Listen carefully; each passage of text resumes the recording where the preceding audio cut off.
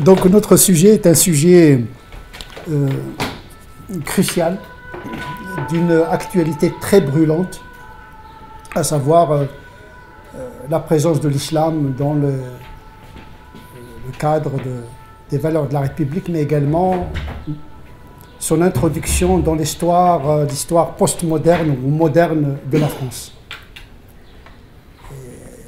Et donc en même temps, c'est un problème localisé, mais en même temps mondialisé. Puisque désormais nous sommes dans des sociétés mondes, il y a une intrication de notre humanité, intrication des cultures, de l'économie, des religions. Notre monde a brutalement changé par un facteur essentiel, les technosciences qui nous ont permis de traverser à travers les autoroutes de l'Internet, de traverser les frontières. Et donc le monde virtuel est devenu une partie du réel. Il y a le déplacement des individus permis par des transports de plus en plus rapides et sophistiqués, donc un déplacement virtuel, déplacement physique, un mouvement de migration, de déplacement des gens, une démocratisation du déplacement et l'accès à l'information au-delà des frontières politiques, géographiques, physiques classiques. Donc nous sommes dans une phase un peu particulière, ça à partir de cette situation presque quantique, non localisée, intriquée. Ce sont des concepts de la physique quantique qu'on pourrait appliquer à l'anthropologie moderne, où il y a une déstabilisation dans les repères classiques. Et donc on est ici et ailleurs en même temps. Ce qui se passe en Chine a un impact sur nous en France, ce qui se passe en Irak, en Algérie, il a une incidence sur notre société française. Donc la France, elle conscientise, elle réalise de plus en plus qu'il n'est plus le centre du monde, mais il est le lieu où se trouve le monde. D'une France centre du monde à une France le lieu où le monde s'exprime. Les religions, les cultures, les tendances, etc. Pour les raisons que je viens juste sommairement d'évoquer, c'est-à-dire le développement technoscientifique qui permet la communication qui dépasse les frontières et les déplacements par des moyens de déplacement de plus en plus rapides. Et voilà un petit peu le tableau général. C'est un moment d'incertitude, d'une grande incertitude, d'une sortie des stabilités des cultures et des systèmes politiques, l'affaiblissement de la notion d'État-nation par la mondialisation. On dirait qu'on est en train de retourner à la logique des empires, une économie qui affaiblit les États, les multinationales. Donc voilà l'État qui garantissait le social, qui garantissait la stabilité des sociétés est mise à mal par des facteurs qui interviennent. L'État ne dirige plus, il gère. Mais c'est l'économie qui dirige, pour dire les choses bêtement et simplement. Et donc, dans ce monde-là, il y a le spirituel qui s'intrique. La religion est fille de son temps. Il y a des religions qui aspirent à l'universel, mais malheureusement, elles subissent la pesanteur du réel. Parce que tout n'est pas religieux dans la religion. Voilà, c'est les tripes, c'est les instincts, tout n'est pas théologique dans la religion. Donc effectivement, on va explorer un petit peu à travers ce sujet la complexité anthropologique de ce qu'on appelle la religion et l'islam en particulier, parce que c'est notre sujet ici. Mais il y a des règles, je dirais, universelles qui peuvent s'appliquer à d'autres religions, mais notre sujet ici particulier, c'est l'islam. La question qui se pose, c'est de quel islam s'agit-il? Est-ce qu'il s'agit d'un islam civilisationnel, avec grand I, ou bien il s'agit tout simplement d'un islam avec petit i, une religion, comme spiritualité qui circule dans le système politique et traverse l'histoire parce qu'il relève d'un système de l'esprit. Or, les systèmes de l'esprit, ils traversent les époques. Les systèmes idéologiques, les civilisations naissent pour disparaître. Ce qui n'est pas la même logique. Donc, de quelle religion s'agit-il? Système politique, système civilisationnel, ou bien un régime purement théologique, éthique, spirituel, qui compose avec la réalité historique et sociologique où la religion se trouve. Je dirais toujours que les religions, en général, elles ont cette capacité de s'acculturer, de s'adapter de fait. L'histoire nous l'a montré. Malgré les crises que les religions traversent, ils ont toujours cette capacité de s'adapter. Les États, les idéologies passent, les spiritualités restent. Ils se métamorphosent, ils peuvent subir des violences, ils peuvent causer des violences, mais en général, les religions, notamment monothéistes, ils ont montré leur capacité de résister aux péripéties de l'histoire, parfois avec des dégâts considérables. Donc, voilà la première problématique. De quel islam s'agit-il? Donc, ce côté-là, je vais le traiter peut-être dans un deuxième temps. Quel est lorsqu'on parle de l'islam, de quel islam s'agit-il? Et puis, notre contexte est l'Europe. L'Europe est le continent le plus sécularisé du monde, et la France est le pays le plus sécularisé de l'Europe. Donc on est dans l'exception de l'exception. La laïcité française, c'est une forme politique et juridique de la sécularisation à partir de son histoire propre, marquée par la dimension catholique. On peut dire que la laïcité française est une laïcité à dominante culturelle catholique. Et comme dirait d'aucuns, nous sommes dans une catho-laïcité. Ce n'est pas une laïcité absolue, une génération spontanée. Du jour au lendemain, ah, voilà la laïcité. Non, il a une histoire, il y a une archéologie de la laïcité qui remonte jusqu'au XIIIe, XIIe siècle, si on se réfère à un ouvrage monumental de Georges Lagarde intitulé « La naissance de l'esprit laïque au déclin du Moyen-Âge ». 5 tomes, un travail érudit, avec beaucoup de références latines, mais également avec beaucoup de références arabo-musulmanes, parce que cette laïcité naissante, au départ, il y avait Avicenne, Kindi, Farabi, Averroès. C'était un des acteurs de la laïcité en introduisant la pensée arabo-musulmane marquée par la philosophie grecque. Au XIIe siècle, il n'y avait pas encore de traduction d'ouvrages grecs. La médiation était la pensée philosophique arabo-musulmane. Paris était divisé en deux parties. On peut dire qu'il y avait la France averroïste, il y avait la France anti-averroïste. XIIe siècle. Il y avait deux France à l'époque. Bien sûr, il y avait les croisades en même temps. Hein. Les croisés sont partis en Orient, mais la pensée arabo-musulmane est montée de l'autre côté de l'Espagne. Donc voilà. Et puis, il est apparu, bien sûr, le mouvement des pauvres, les moines. Ils ont dit, voilà, maintenant le combat, ce n'est pas l'épée, mais il faut répliquer théologiquement à cette attaque, entre guillemets, de la philosophie arabo-musulmane. D'où la naissance de la scolastique catholique qui a généré la philosophie moderne, parce que le père de la philosophie moderne, c'est saint Thomas d'Aquin, un des fondateurs. Bien sûr, la philosophie des Lumières n'est qu'une théologie sécularisée. Donc, voilà. Rien ne se perd, rien ne se crée, tout se transforme. La question du sacré et du profane, c'est une relation dialectique, d'inversion, de dérivation, de distanciation. Le sacré peut devenir profane et le profane peut être sacralisé. D'ailleurs, les valeurs de la République, ce sont des valeurs du catholicisme, mais inversées et sécularisées. Donc on a pris presque le même modèle de l'Église, mais on a inversé d'une certaine manière. Ça, c'est un aspect de la laïcité française et les valeurs de la République. Donc notre République n'est pas partie de rien.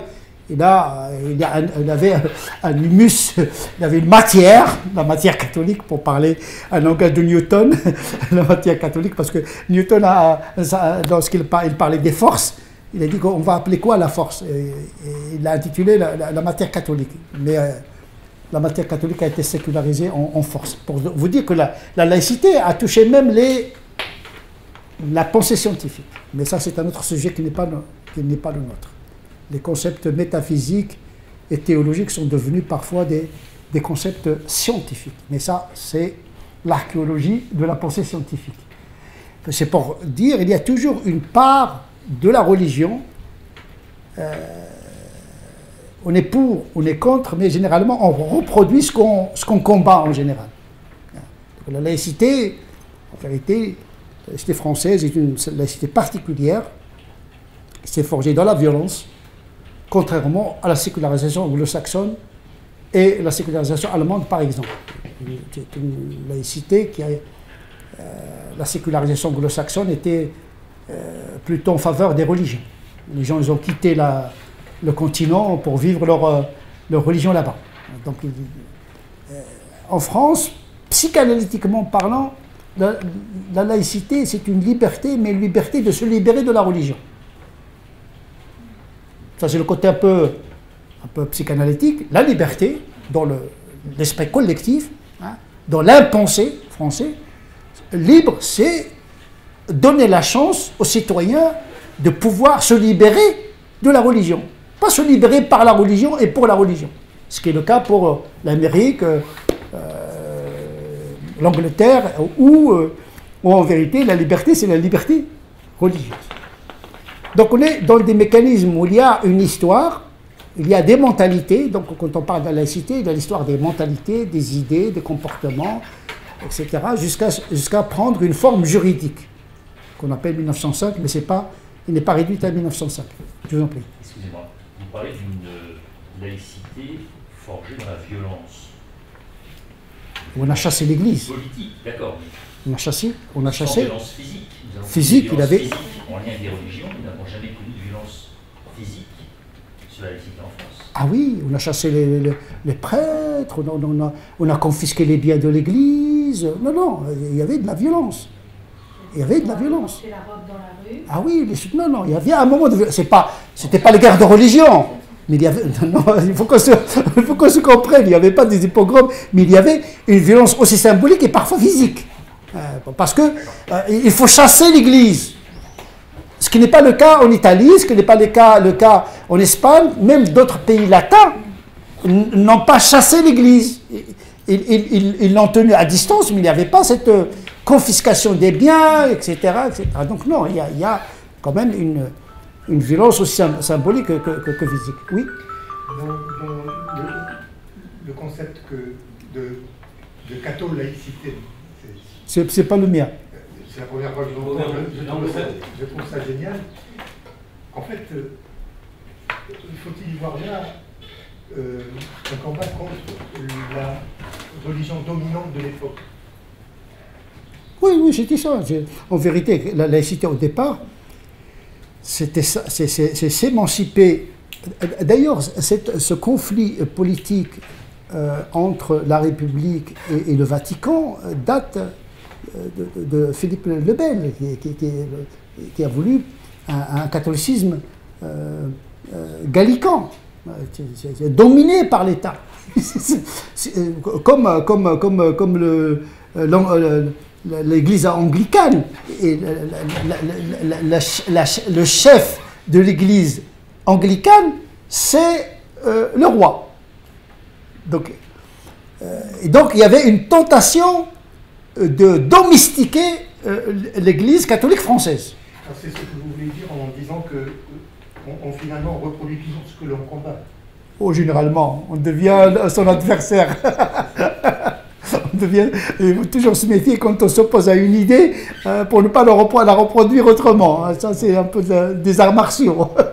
C'est comment on prend l'énergie de l'autre pour la confisquer. Mais ça, voilà.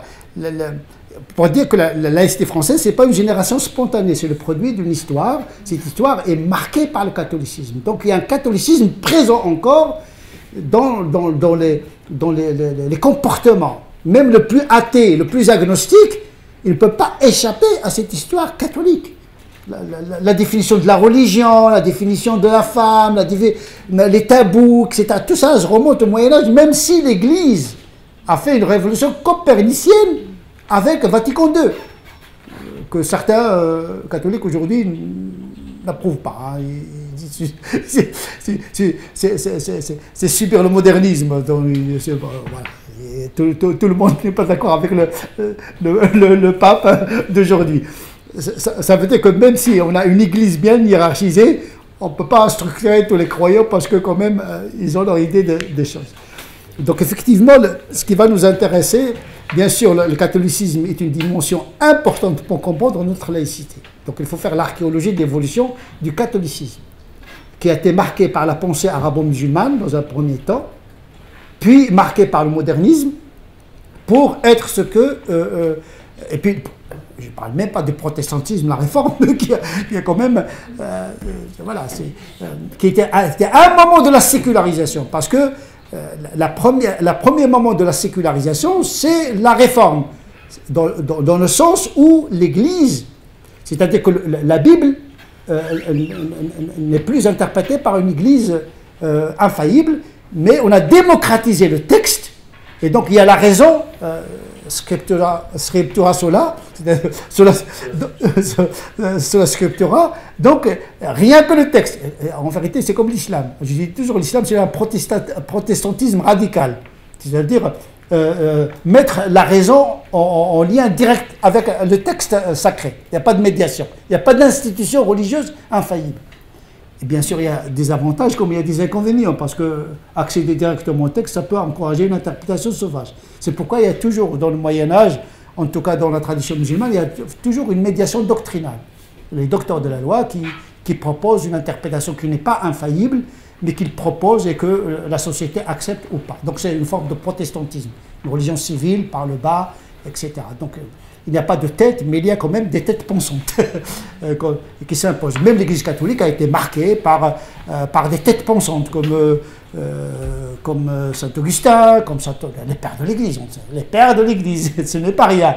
Donc effectivement, même s'il y a une Église, il y a des hommes également. Donc on ne peut pas faire l'économie de la médiation des docteurs de la loi, des théologiens.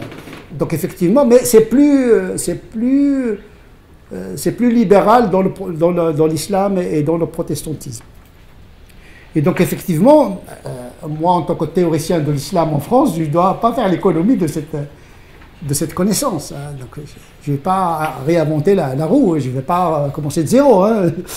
Les catholiques sont passés par là, les protestants sont par là, les juifs sont passés par là. Et, bon, il faut étudier l'histoire pour ne pas répéter les erreurs. Tout simplement comprendre. Le non-dit, parfois, le non-dit est plus structurant des comportements et des idées que ce qui est dit. Parce que tellement évident. Voilà. Quand on est dans une culture, on ne la pense pas, on trouve tout ce que nous faisons est évident. Comme beaucoup de musulmans pensent, tout ce qu'ils font, c'est de l'islam. Mais après vérification, c'est pas le cas. C'est pas le cas parce qu'on pense qu'on incarne quelque chose. Et on ne conscientise pas ce que nous sommes. Le côté psychanalytique m'intéresse beaucoup, hein, la psychologie des profondeurs, les motivations, l'impensée, c'est important. C'est important de... Bien sûr, on n'est pas des devins, mais on peut, à travers des symptômes, l'étude des phénomènes, comprendre quelques motivations enfouies dans les comportements des uns et des autres. Donc il y a une psychologie sociale, il y a une histoire. La France est le pays le plus paradoxal du monde. Hein. L'égalité d'un côté, mais les inégalités dans le réel. Ça crée de la violence. Une société, de par son utopie, vous savez, l'utopie catholique a été remplacée par l'utopie républicaine. Sauf, il n'y a pas d'espérance dans le delà, ce qui amortit les angoisses. Or, la République, il promet l'égalité, mais on voit qu'il y a beaucoup d'inégalités, ce qui crée une violence. Parce que nous sommes dans on est plus égalitaire que libertaire. Dans les pays anglo-saxons, vous êtes libre. on vous garantit la liberté, pas l'égalité. Vous travaillez, vous mangez, vous travaillez pas, vous crevez. Pour dire les choses un peu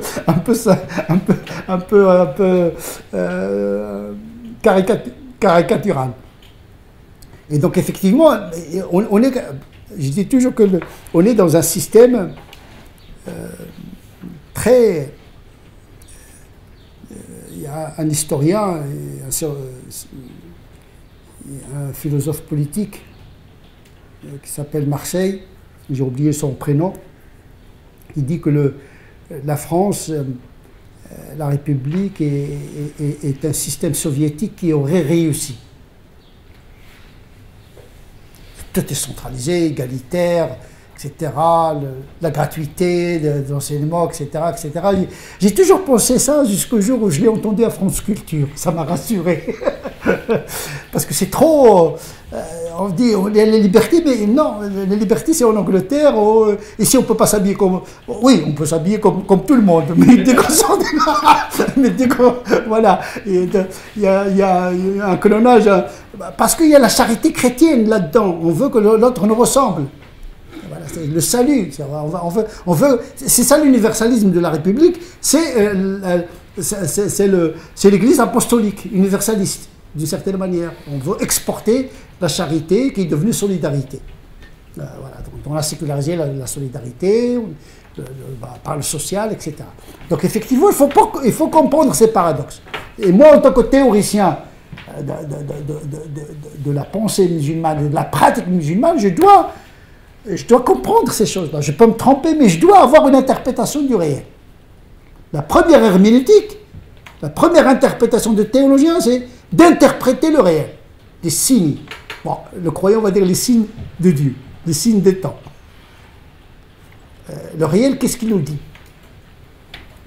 En tant que croyant, Dieu n'a pas cessé de parler. C'est pas, la clôture scripturale ne veut pas dire la clôture des significations divines. Voilà. Donc, restons laïcs. Restons laïcs, laissons la métaphysique, la théologie, mais en tant que théoricien, je dois prendre en considération le fait et les motivations, et au-delà des faits.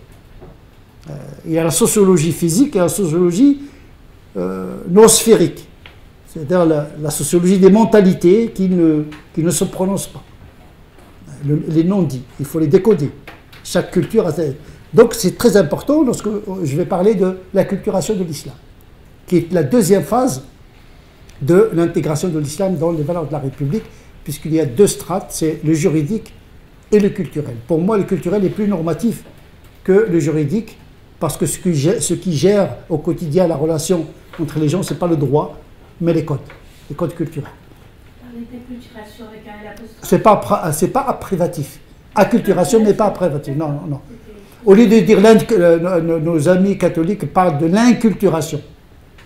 C'est une forme, mais moi je l'appelle acculturation, c'est-à-dire le fait d'envelopper la religion, l'esprit de la religion par la culture de l'environnement. Oui, M. Gros, le pape François récemment a parlé, en ce qui concerne la liturgie, qu'elle devait être inculturée, oui, oui. Donc il a utilisé le même mot que vous. Ah ben oui, mais toutes les religions le font, mais il y a ceux qui l'expriment, il y a ceux qui ne l'expriment pas, mais bon, ça se théorise, ça. La religion a besoin de culture. La langue, c'est une culture. Les textes sont bourrés de culture. C'est le Coran, l'Évangile. C'est l'excipient qui permet la transmission des principes actifs de la religion, pour parler un langage galénique et pharmaceutique. Vous savez, dans nos prisons, dans nos centres de rétention, on a une salle polyvalente, mais qui est officiellement, le terme, c'est une salle polyculturelle. Et tout le monde l'appelle salle polyculturelle. Ils ajoutent un R sans le savoir que finalement c'est trivié. Bah, le glissement il est très facile. Hein. Un culte sans culture... Vous pouvez définir la définition de la culture, monsieur? Je n'ai même pas encore entré dans mon sujet. Parce que je vais parler de l'islam, parce que quand même, il faut essayer d'en donner une petite définition quand même. Ma définition, hein, parce que la culture qui est un problème qui est connu chez les sociologues. Qu'est-ce que c'est qu'une culture? Qu'est-ce que c'est qu'une civilisation? Mais chacun a sa manière de définir. ou la culture. Donc l'interprétation du réel est la moitié du savoir religieux, d'une certaine manière. Se tromper du réel, c'est se tromper d'interprétation, de pratique de la religion. Si l'on considère que le réel est un fait divin, qu'il faudrait comprendre. Le théologien a besoin d'anthropologie, d'ethnologie, de sociologie, de psychologie, de connaître l'humain dans toute sa complexité et la collectivité, parce que le citoyen c'est une chose, mais la société c'en est une autre. L'État c'en est une autre. Et puis, voilà, il y a des strates de l'approche, et cela dépend des théories sociologiques. Est-ce que c'est l'individu qui fait la société ou bien c'est la société qui fait l'individu? Pour Durkheim, c'est la société qui fait l'individu. Le déterminisme sociologique, c'est l'un des théoriciens de la laïcité française, comme Moss d'ailleurs. La société française, elle est prescriptive, elle n'est pas descriptive. Les sociologues français veulent faire la société française. Ils sont des théoriciens. Ils décrivent la société, mais la prescrivent en même temps. Contrairement aux sociologues américains et allemands et anglais, la société française, elle est marquée par le politique. Les anglo-saxons, leur sociologie, elle est marquée par l'économique. La sociologie allemande, elle est marquée par le philosophique. Pour dire les choses, j'ai emprunté cette typologie à Alain Tourelle, qui a relevé cette différence entre la pratique sociologique en France, qui est un peu particulière. Peut-être que c'est plus vrai aujourd'hui. Avec la mondialisation des références, l'épistémologie des sciences françaises a été contaminée, entre guillemets, par l'épistémologie de la connaissance anglo-saxonne. Le relativisme, etc. Donc même en matière d'étude de la société, il y a une mondialisation de la connaissance qui s'intrique entre les chercheurs et les sociologues. En tout cas, c'est très important pour le théoricien de l'islam que j'essaie d'être, c'est d'étudier le monde en général, la phase que nous traversons. Donc il faut avoir un petit peu une lecture de l'histoire, philosophie de l'histoire, une théologie de l'histoire tout court. Ce sont des a priori nécessaires, des ingrédients nécessaires pour construire une théologie et un droit canonique musulman. Dans une glolocalité, voir global et agir local. Donc il faut voir dans une perspective holiste. C'est très important de voir un petit peu, parce que, comme je viens de l'expliquer, nous sommes dans un monde intriqué. La France n'est pas fermée sur elle-même. Et ça, on n'arrive pas à le réaliser. On a du mal, il y a un temps de latence de la réalisation du changement de nos sociétés françaises. C'est ça qui crée aujourd'hui la violence. Parce qu'on ne veut pas, il y a un déni, on ne veut pas accepter que le monde a changé. Et parce qu'on est dans un monde d'incertitude, donc on est dans l'inquiétude, dans l'angoisse. C'est pour cette raison que le XXIe siècle va être le siècle de l'archéologie, de la généalogie, le retour en arrière. Ce que j'appelle le salafisme universaliste. Salafisme, c'est retour en arrière. Donc une contamination du salafisme, tout le monde, même la laïcité d'avant, des gens qui parlent de laïcité qui n'existe même plus, même au XIXe siècle.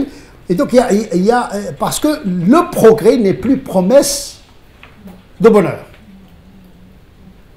XIXe siècle, XXe siècle, le salut dans le delà a été remplacé par le salut dans le ci-bas. Une sotériologie sécularisée. Sauf que les religieux sont intelligents. Ils promettent un bonheur qu'on ne peut pas vérifier. L'espérance. Le salut que propose Marx et les systèmes politiques, c'est un salut, un bonheur ici et maintenant. Mais ce bonheur-là, il est vérifiable. Aujourd'hui, il n'est pas assuré. Et donc les gens désertent. C'est pourquoi il y a un retour au système de l'esprit, un retour parfois sauvage à la religion, sans médiation ecclésiastique, sans médiation doctrinale, et un retour sauvage à une construction, un bricolage de la religion, parfois au sein des mêmes religions. Les catholiques, certains catholiques ils bricolent, certains musulmans bricolent, et certains agnostiques ils veulent composer, voilà, un repas composé, un repas religieux composé, et donc chacun, on est dans un moment de volatilité et d'instabilité anthropologique qui impacte l'instabilité dans l'ancrage dans une tradition quelconque. La fatigue de soi, la lassitude, passer à autre chose, la consommation, voilà, du fidèle, nous sommes devenus des citoyens, et du citoyen, nous sommes devenus des consommateurs. Voilà l'évolution aujourd'hui. Voilà, le fidèle a été remplacé par le citoyen a été remplacé aujourd'hui par les multinationales, par le consommateur. Et c'est ça, l'État aujourd'hui, il veut restituer le citoyen, et le mettre à l'abri de la consommation. Les religions également, elles essaient un petit peu de sauver les fidèles de la consommation du monde. Parce qu'il y a une tentation des religions à catalyser les conflits. Généralement, les guerres, quand il y a des guerres, chercher la raison dans le sous-sol. Il y a toujours du gaz, pétrole, etc.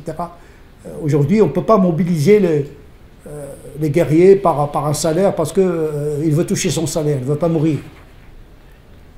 Donc, il n'y a pas la foi qui mobilise, il n'y a pas le nationalisme, les idéologies qui mobilisent les gens. Aujourd'hui, pour les musulmans, voilà, le martyr.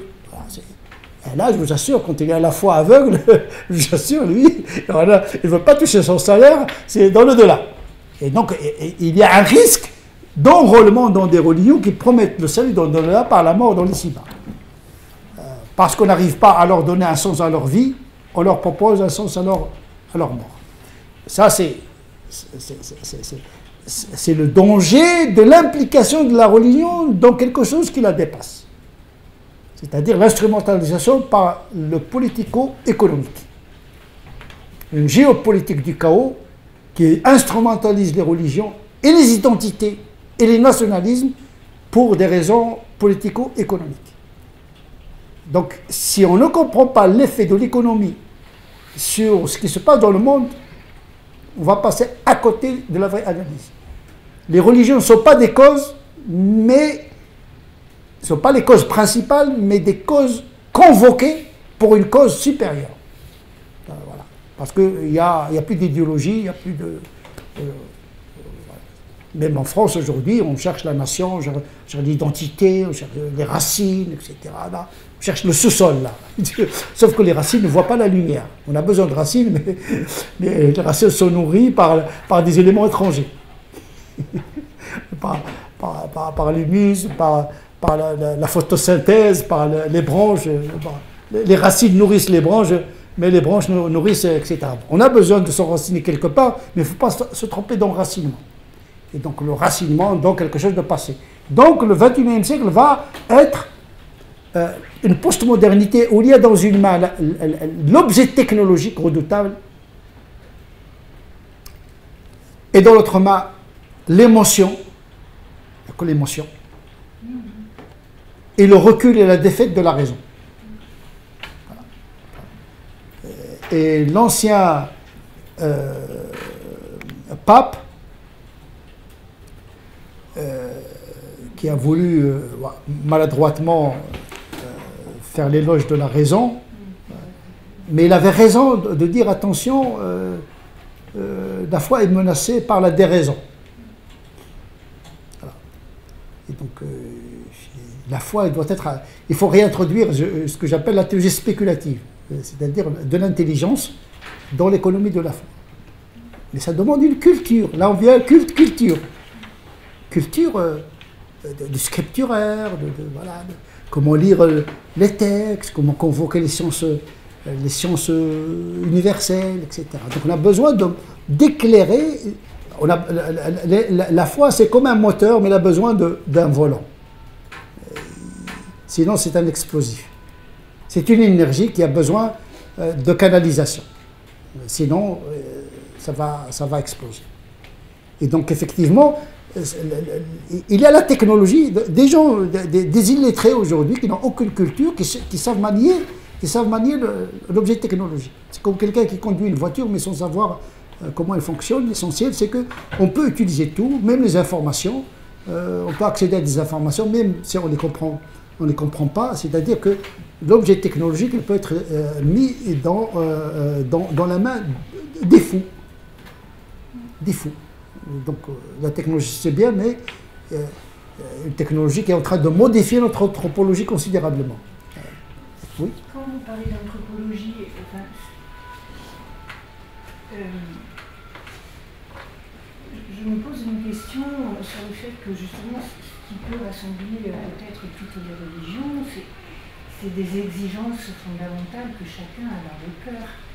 C'est-à-dire des exigences de beauté, de vérité, de justice,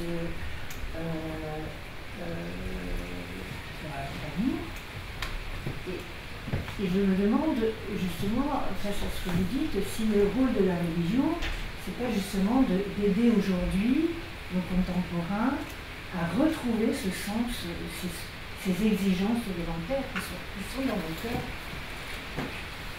Oui, ça c'est la fonction. Pour l'instant, je suis en train de décrire la situation. Je n'ai pas encore parlé de ma conception de la religion, notamment l'islam. C'est peut-être dans un deuxième temps, je vais parler de la question du sens. Le problème aujourd'hui, c'est parce qu'il y a une perte de sens, les gens cherchent un sens. Mais quel sens leur donner? Au nom de quelle religion? Et quelle interprétation de la religion? Voilà, parce qu'on peut mobiliser la religion pour l'amour, mais on peut la mobiliser pour la haine. On trouve dans les textes les deux.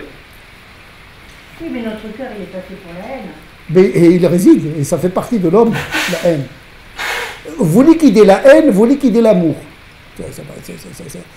S'il n'y a pas la haine, comment vous allez parler de l'amour? On est des êtres duels, hein? C'est une chimie. C'est la chimie, question de deux âges. Jésus lui-même, il a parlé de la haine. Voilà, la haine, mais la haine contre le mal, etc. Donc, ça dépend. La violence, par exemple, il n'est ni bonne ni mauvaise. C'est un donné anthropologique. Qu'est-ce qu'on en fait? C'est là où l'éthique intervient. Vous avez la femme n'est ni bonne ni mauvaise. La sexualité n'est ni bonne ni mauvaise. La nature n'est ni bonne ni mauvaise. Qu'est-ce qu'on en fait? Et c'est là où intervient le sens philosophique et le sens éthique. C'est dans l'action. Et dans quelle orientation? Au service de qui? Les religions, ils lisent ça avec la transcendance. Pour eux, ils sont dans le royaume de Dieu. Et donc ils ont une foi, une éthique qui est basée sur une vision de Dieu. Et là aussi, tous les croyants n'ont pas la même vision de Dieu. Il y a des théologies différentes. Le Dieu de saint Thomas d'Aquin n'est pas forcément le Dieu de saint Augustin. Le Dieu de l'Ghazali, l'Ash'arite, n'est pas Dieu de Ibn Taymiyyah, le Hanbali. Des conceptions de Dieu théologiques. Je ne parle pas du sentiment. Un sentiment, il reste un sentiment. L'amour, c'est un sentiment, mais il n'est pas un objet de la spéculation intellectuelle. Là, on parle des conceptions. Parce que dire l'amour, la haine, oui. Tout le monde peut sentir qu'est-ce que c'est que l'amour. Mais l'amour, ce n'est pas une notion mathématique, ce n'est pas une notion quantifiable. On n'a pas de thermomètre qui mesure l'intensité de l'amour. On peut aimer dans un instant T et haïr. Généralement, parfois, l'amour excessif, il engendre, parce qu'il y a des déceptions aussi. Si on entre dans l'amour, ça va être un sujet théologique très intéressant que j'aime beaucoup, parce qu'il faut l'explorer dans tous ses sens. On manipule des mots, mais qui cassent une complexité inouïe. On se paie de mots, comme disait Moss. On se paie, lorsqu'il parle du don, on se paie de mots. En réalité, on n'arrive pas vraiment à accéder au sens de ce qu'on indique par le mot. On se paie de mots. Voilà. L'amour.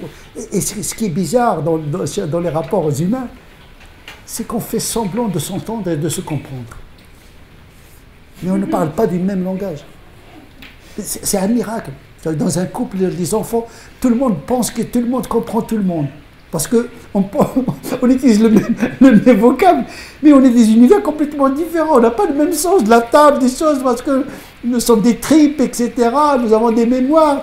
Et tout le monde fait semblant de se comprendre. Vraiment une comédie utilitariste et qui marche bien. Qui marche bien.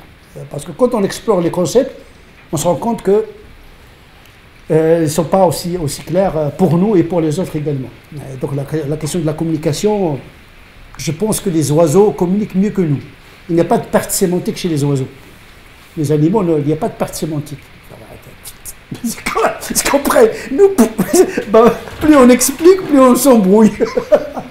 Non, on va revenir à nos moutons, comme on dit, à notre sujet, qui est la laïcité française, et qui est à la fois gérée par des textes juridiques, qu'on appelle la laïcité des textes. Il y a des lois. Hein. Cette laïcité définit le rapport de l'État au culte. Son objet, c'est ça, essentiellement, sa relation avec les religions. Une distance, une équidistance, une neutralité vis-à-vis des religions. Les religions peuvent faire dire ce qu'ils veulent à condition de ne pas dire la loi et de ne pas troubler l'ordre public établi objectivement par la loi. Alors, il y a une limite. Il y a une limite pour toute liberté, il y a une limite. Que ce soit pour les religions ou pour autres. Dès qu'une pratique culturelle ou autre perturbe l'ordre public, il tombe sous le coup de la loi. Tout ça, c'est aussi bête que ça. Habillez-vous comme vous voulez, dansez comme vous voulez, priez comme vous voulez, jeûnez comme vous voulez, mangez ce que vous voulez. Tant que vous ne troublez pas l'ordre objectif établi par la loi, vous avez la liberté. Ça, ce sont les textes. La culture, c'est autre chose. Il y a le regard de l'autre, il y a l'interprétation de l'autre, il y a la sécurité culturelle, comme diraient certains. Notre culture est menacée. On n'est pas le Messie pour protéger. Il y a des Messies autoproclamés. Ils veulent sauver etc. Ben, c'est bien défendre la nation, défendre la culture, mais il faut le faire de manière intelligente et raisonnable. Bien sûr, il faut défendre sa spécificité. Il n'y a pas de problème sur ça. Mais il faut le faire avec intelligence et pas avec folie. Parce qu'on pourrait nuire à la cause qu'on voudrait défendre. Et donc il y a la laïcité des textes. Généralement on la confond avec 1905, mais je pense que la laïcité française ne se réduit pas à la loi 1905, parce qu'il y a des territoires qui ne sont pas gérés par la loi 1905, des territoires gérés par le Concordat. Donc voilà, c'est ce pragmatisme de la laïcité. Certains disent que notre laïcité est inachevée, donc il faut l'achever, c'est-à-dire qu'il faut soumettre le Moselle au régime 1905. Il faut modifier la Constitution. Ça va être très, très, très, très délicat. Donc, le problème de la laïcité, c'est comme un volcan qui je dirais, qui risque de surgir, qui a surgi avec l'islam, puisque avant 1980, personne ne parlait de la laïcité. Hein. Il a suffi de 2 foulards, 3 foulards dans le lycée pour que ça parte dans tous les sens. Il y a une panique, ce que j'appelle une panique. Parce que cette panique est causée par tout un imaginaire d'un islam conquérant, d'un islam civilisationnel, d'un islam avec un projet, d'un islam... Voilà, tout l'imaginaire du Moyen-Âge catholique hostile à l'islam est devenu un imaginaire hostile de manière sécularisée à l'égard de l'islam. Mais on a gardé les mêmes peurs de Moyen-Âge, mais de manière républicaine, je dirais, et laïque. Mais c'est la crainte, parce qu'il y a deux universels qui s'affrontent. Le catholicisme et l'universaliste, le christianisme, la République et l'universaliste, et l'islam aussi et l'universaliste. Et donc il y a toujours ce regard méfiant. La République à l'égard du catholicisme, la République à l'égard de l'islam, le regard du catholicisme, du christianisme à l'égard de l'islam, etc., etc. Parce que tous prétendent porter un message universel qui vise à sauver les gens dans ce bas monde et dans l'au-delà pour ce qui est du christianisme et de l'islam. Donc il y a toujours cette définition de l'autre qui pèse, malgré la gentillesse, etc. Néanmoins, les idées, les préjugés sont là, ancrés. L'islam est potentiellement, génétiquement, ontologiquement, conquérant. Aller extirper cette idée de certains musulmans et de certains non-musulmans. Parce que s'il n'y a pas de fumée, comme on dit, il n'y a pas de fumée parce que quand on entend des musulmans parler de l'islam, moi j'ai l'impression d'être dans une autre religion. Mais c'est le problème de nous autres, les musulmans, que chacun balaye devant sa porte. Moi, ce qui va m'intéresser, de balayer, bien sûr, j'analyse l'extérieur, ce qui se passe à l'extérieur, mais je ne suis pas responsable des catholiques, ni des protestants, ni des juifs, je suis responsable de mes coreligionnaires de certaines manières et de mes concitoyens de certaines façons. Donc il faut être à l'interface de sa communauté spirituelle, de sa communauté nationale pour faire un bon catalyseur de l'intégration d'une religion qui tâtonne et qui cherche ses marques pour pouvoir justement entrer dans l'histoire de l'Occident avec le moindre des dégâts possible. Mais les dégâts, il y en aura. C'est le propre de l'intégration des immigrés. Les Italiens sont passés par là, les Portugais, les Polonais. Chaque fois qu'il y a une immigration, il y aura toujours un moment de refus, puis avec 3e, 4e, 5e génération, il y aura une acculturation de fait. On n'a même pas besoin. Je pense qu'il y a des choses que seule l'histoire peut soigner, peut guérir, peut réaliser. C'est des choses qui nous incombent, mais il faut savoir laisser le temps au temps. À force de braquer quelqu'un pour s'intégrer, comme disent les Chinois, il ne faut jamais coincer un chat dans un coin. Vous acculez quelqu'un, eh bien, il résiste.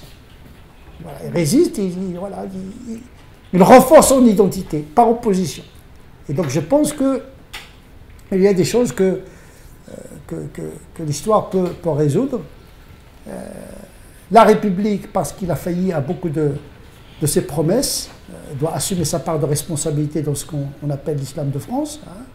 Je ne vais pas faire des analyses un peu politiques, mais qui sont intéressantes pour comprendre ce qui se passe dans notre pays, parce que ce n'est pas uniquement la faute des musulmans.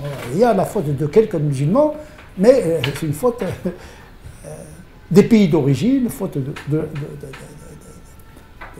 des responsables politiques français qui ont procrastiné et qui ont laissé pourrir les choses. Voilà. Moi, j'ai vu les dégâts en direct. Depuis 1980, j'étais imam déjà à l'âge de 19 ans, 20 ans, j'étais dans les banlieues, dans les caves. C'est pas possible. J'ai laissé le Maroc en 79, j'ai retrouvé dans un quartier, dans une ville qui n'est même pas peuplée de Marocains des années 60. C'est des gens qui ne sont même pas ils n'appartiennent même pas au Maroc des années 80. Ils vivent ils sont venus avec une culture, avec une époque qui n'existe même plus dans leur pays d'origine. Donc, il y avait et puis il y avait une hésitation à une certaine époque, est-ce qu'on va renvoyer les immigrés ou pas? On a du mal à réaliser que la deuxième, troisième, ça y est, ils sont là. Personne ne va retourner chez lui. Chez lui, c'est ici. C'est fini. Les vaisseaux ont été brûlés. On est la 4e, 5e génération, on parle encore des sud de l'immigration. C'est quoi? C'est une violence inouïe, symbolique. Donc on renvoie toujours l'autre, il est insouffrancé. Donc le regard de l'autre, et là, le droit ne peut rien faire. Là, je veux dire, les codes, la résistance culturelle, etc., qui fait que l'autre, au lieu qu'il s'assimile, qu'il s'intègre, il se braque. Pour des raisons identitaires, pour des raisons sociales, pour des raisons intellectuelles, etc., etc. Tout n'est pas religieux dans le fait musulman. Le fait musulman français, tout n'est pas théologique, tout n'est pas spirituel, tout n'est pas religieux. Il y a beaucoup d'identitaires, beaucoup de politique, beaucoup de social, qui explique ce qui se passe dans cette communauté, y compris les actes terroristes commis par un certain nombre de musulmans qui ont fait ces crimes au nom d'une religion qu'ils ne connaissent même pas. Et donc, effectivement, il y a cette réalité de la laïcité qui, d'un côté, donne la liberté à la liberté religieuse. C'est ça, en principe, c'est donner la liberté de conscience. De croire ou de ne pas croire, de pratiquer ou de ne pas pratiquer, en privé et en public. La laïcité ne s'intéresse pas à la prière dans la maison. Hein. La laïcité s'intéresse à l'expression des religions dans l'espace public. La société n'est pas laïque. C'est la République qui est laïque. Les institutions sont laïques. Même le responsable politique ou administratif n'est pas laïque. Il peut être chrétien, catholique, etc., mais il doit garder la neutralité. Dire que je suis laïque, ça n'a aucun sens. Le citoyen, il peut être agnostique, il peut être athée, il peut être croyant, non-croyant, catholique, protestant, juif, musulman. Mais le citoyen n'est pas laïque, dans le sens de la philosophie politique française. On n'est pas en Belgique. Le laïc est une catégorie à côté des catégories. D'ailleurs, les laïcs sont représentés par la libre pensée, par les agnostiques, par les athées, au même titre que l'Église catholique, que les musulmans. Ils ont même des subventions de l'État belge, parce qu'ils sont considérés comme une tendance, une composante de la société. Mais en France, la laïcité n'est pas une composante de la laïcité, c'est l'espace où s'exprime le pluralisme convictionnel, ordonné par le droit positif. Et donc, quand quelqu'un me dit « je suis laïque », laïque catholique, parce que chez les catholiques, il y a les réguliers, les séculiers, il y a les clercs, et le laïque avec C. Le laïque, c'est avec C. Et le clerc avec C.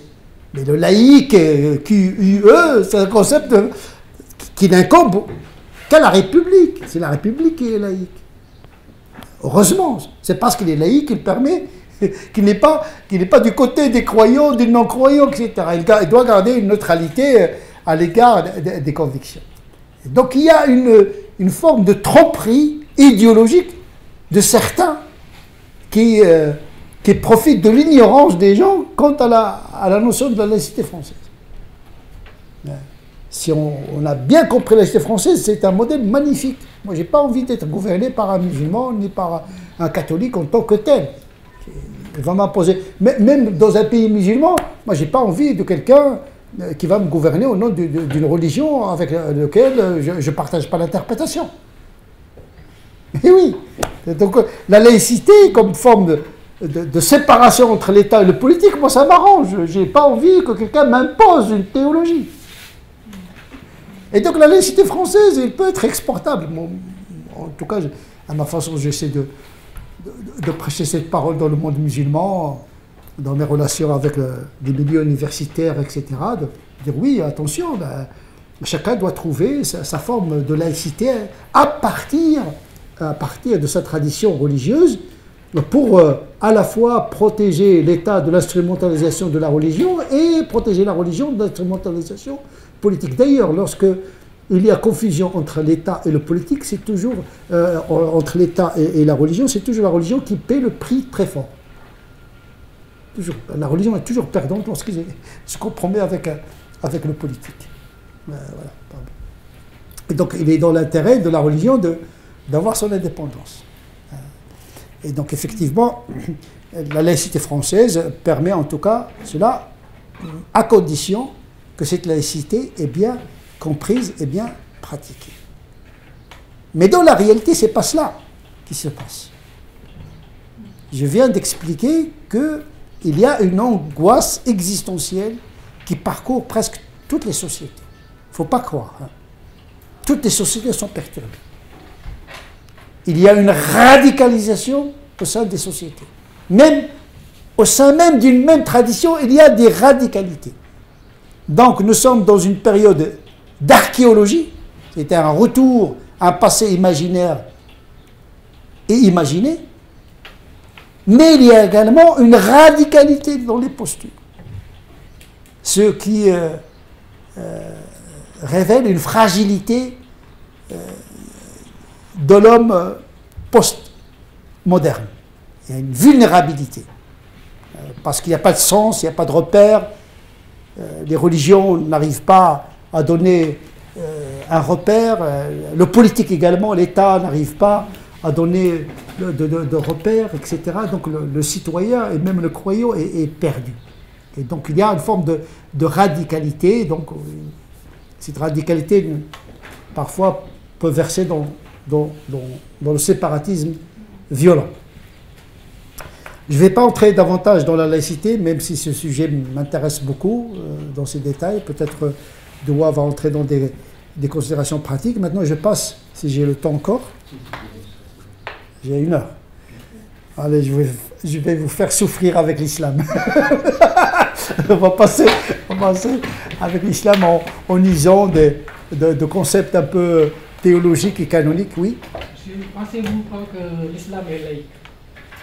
On va le voir. Je vais le traiter. Et vous allez avoir votre idée là-dessus. Je vous laisse la conclusion après. Parce que dire l'islam est laïque, l'islam, ça dépend de quel islam et ça dépend de quelle laïcité. Parce que c'est très important parfois, il faut bien formuler la question. Oui, on est peut-être parti de la catho-laïcité, on va peut-être terminer avec l'islamo-laïcité. D'abord, il y a un grand savant, comment il s'appelle, Massignon. Louis Massignon. Louis Massignon, c'est pas n'importe quel c'est un prêtre déjà, un prêtre, orientaliste, un des grands spécialistes de l'islam. Il a traduit le Coran, je pense, il a traduit le Coran, il a un grand arabophone. Il a qualifié l'islam comme religion égalitaire et laïque. Donc c'était sa réponse à lui. C'est un prêtre malkite, une tendance du catholicisme. C'est un grand érudit, il a écrit sur le Hallaj, c'est une grande référence même pour les musulmans.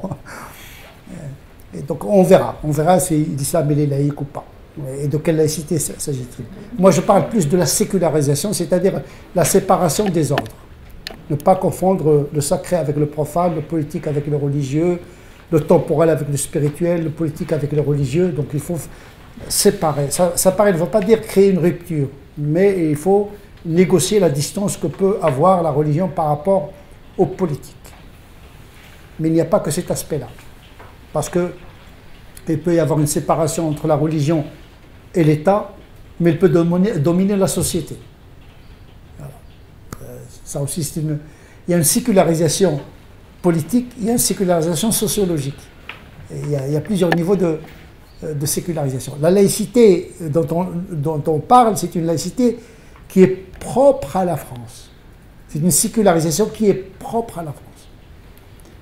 Si vous faites une tournée en Amérique, vous leur parlez de la laïcité française, ils ne vont rien comprendre. C'est du chinois. La laïcité, c'est du chinois. Même les Belges ne comprennent pas la laïcité française. Et même les Français. Mais je pense que même les Français ne comprennent rien. Il n'y a que... Oui, non, mais qui contient un peu de vrai. Oui, je le dis et je l'assume. Il y a quelques spécialistes qui connaissent vraiment Bobéro, Émile Poulain, ce sont des gens qui ont décortiqué la laïcité. Le reste, c'est des spéculations dans la laïcité. Même les politiques ne connaissent pas la laïcité. Et donc là, on a parlé un petit peu de la réalité laïque française, sommairement, liée à une situation mondiale particulière, et dans ce moment de vulnérabilité historique, que l'islam a fait éruption dans la société française. Il a catalysé une angoisse qui était déjà latente. Donc, on peut dire que l'islam est un symptôme d'une crise, mais qui aggrave l'étiologie. C'est comme la douleur qui aggrave la maladie.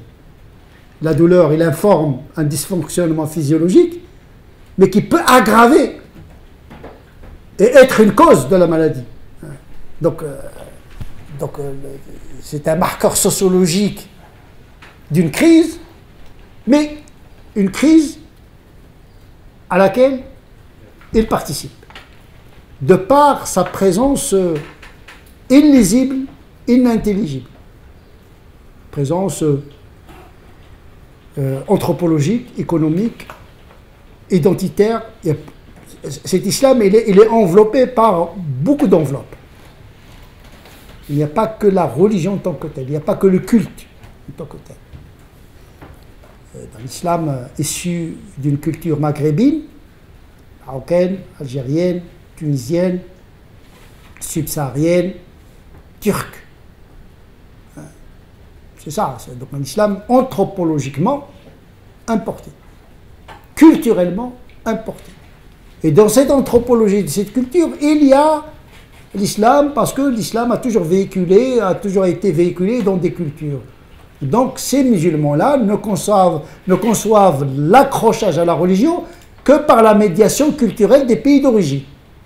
En réalité, ce que nous disons comme islam de France, on n'est pas encore théologiquement parlant dans l'islam de France. On est dans l'islam maghrébin de France, l'islam turc de France, l'islam subsaharien de France. Il y a toujours cette médiation anthropologique culturelle dans la visibilité des pratiques. Il n'y a pas cet islam totalement acculturé et qui intègre l'anthropologie occidentale et française notamment. Et donc, si l'on considère que l'islam est une civilisation, une anthropologie, etc., eh bien, il n'y a pas de compatibilité. Si on dit que l'islam est une civilisation, c'est un système politique, cet islam-là n'est pas compatible avec la République, ni avec l'Occident, il n'est compatible qu'avec lui-même. Il me semblait que justement, le charia, au début, devait protéger les citoyens. On y reviendra. De l'État. Des califs, Là aussi, la charia, comme l'islam, comme beaucoup de notions, il demande à être décortiqué. Moi-même, je parle d'une charia. J'ai commis un manuscrit qui n'est pas publié en 2 tomes. Il s'appelle Charia de minorité, pas provocation. Parce qu'il est doublement provocateur, parce que dire la charia, c'est dans l'imaginaire collectif, c'est associé à couper les mains, la femme, etc., etc. Et pour les musulmans, c'est une provocation parce qu'ils ne conçoivent la charia que dans la domination, où l'autre est minoritaire. C'est une charia médiévale. Où l'islam était une civilisation. Et donc cette charia, comme droit canonique, comme loi qui gère la société, eh bien, elle était dans une épistémée impériale. Donc on a interprété les textes dans la logique de la civilisation. C'est normal, parce qu'on pense la religion dans la culture, comme moi je le pense dans la culture occidentale. Donc ma charia, il n'est pas impériale, elle est civilisationnelle occidentale. Donc mon rapport à la norme, à la pratique, épistémologiquement parlant, herméneutiquement parlant, dans l'interprétation des textes, elle va obéir à ce paradigme d'acculturation. Puisque le Coran lui-même a communiqué avec les Arabes à travers les codes culturels des Arabes de l'époque, pas pour canoniser le modèle anthropologique des Arabes, mais pour le prendre en considération dans l'économie de la transmission de l'esprit du message. Puisque dans le Coran, comme dans toutes les révélations, il y a l'enveloppe culturelle, il y a le message. Aujourd'hui, les musulmans, j'ai l'impression qu'ils transmettent une enveloppe vide, une enveloppe sans message, c'est-à-dire encore une visibilité sans esprit, une visibilité déconnectée du contexte où il se trouve. Mais ça, le théoricien doit prendre en considération ce fait et négocier pédagogiquement comment préparer les musulmans à opérer avec le moins de dégâts possible cette intégration dans une histoire nouvelle pour eux et dans un moment très angoissant, très particulier, où nous sommes tous menacés par des guerres latentes qui éclatent de toutes parts. Et donc c'est un moment qui demande beaucoup d'intelligence et beaucoup de prudence. Et donc voilà, on manie presque l'explosif scripturaire. Parler de Dieu, parler de la religion, c'est quelque chose d'énorme. Parce que là, on confisque les esprits. Hein.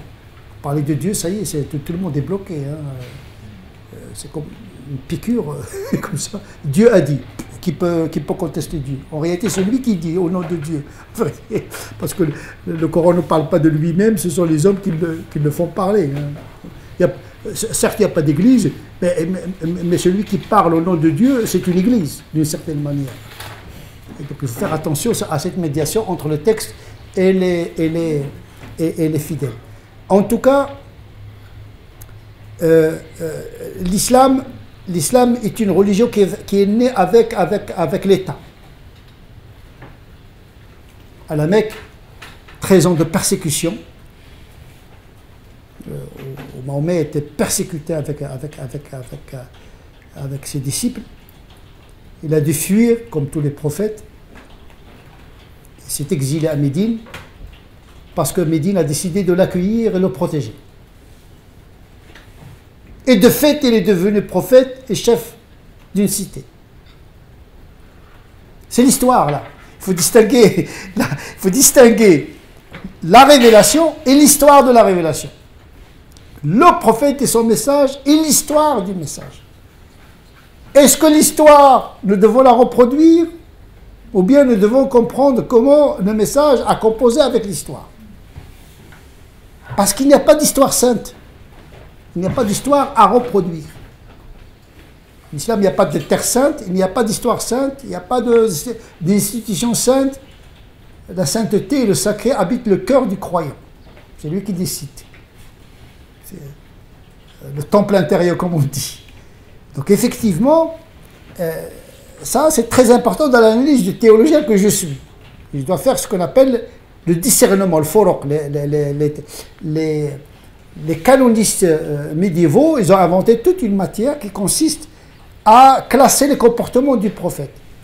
Est-ce qu'il agit en tant qu'être humain, en tant que chef d'État, en tant que juge, en tant que transmetteur d'une révélation, etc. Donc, tout n'est pas religieux dans la personne du prophète.